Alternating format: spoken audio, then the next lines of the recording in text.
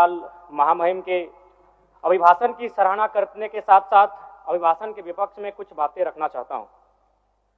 माननीय राज्यपाल के अभिभाषण क्रम संख्या 6 में केंद्र सरकार से 1,36,000 करोड़ वापस लाने की बात कही है और सही भी है, और हर एक राज्य को उसका बाकी पैसा मिलना चाहिए, उनका हक मिलना चाहिए।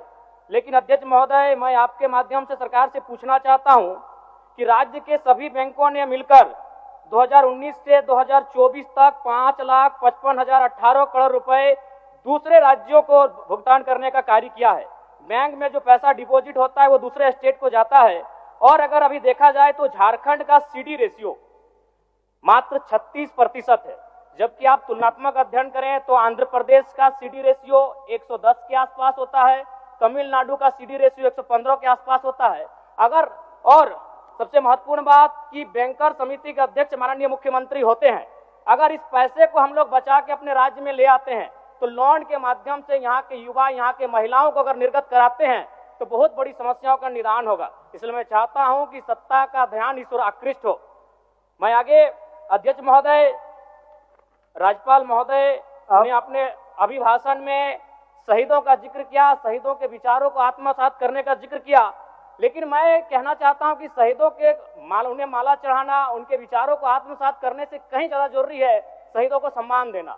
मैं एक झारखंड, चूंकि माननीय मुख्यमंत्री भी झारखंड आंदोलनकारी के सुपुत्र है, आज वो मुख्यमंत्री हैं, मैं भी एक झारखंड आंदोलनकारी का बेटा हूं, आज मैं विधायक के रूप में आपके बीच हूं, लेकिन आज असंख्य झारखंड आंदोलनकारी के परिवार है जो अक्षत विक्षत हो चुका है। इसलिए मैं चाहता हूं जिस प्रकार एसटी आरक्षण, ओबीसी आरक्षण और एससी आरक्षण, ईडब्ल्यूएस आरक्षण के साथ झारखंड आंदोलन की लड़ाई लड़ने वाले आंदोलनकारियों के परिवार को, आश्रितों को 5% आरक्षण की व्यवस्था की जाए, ये मैं सदन से मांग करता हूं। अध्यक्ष महोदय, थोड़ा सा और समय लूंगा। अब हो गया जयराम, जब सरकार का उत्तर होना है, अब सरकार फिर बाद में फिर सेकंड पारी में मौका मिलेगा। मान्यवर 30 सेकंड, मान्यवर 30 सेकंड। चलिए बोल लीजिए।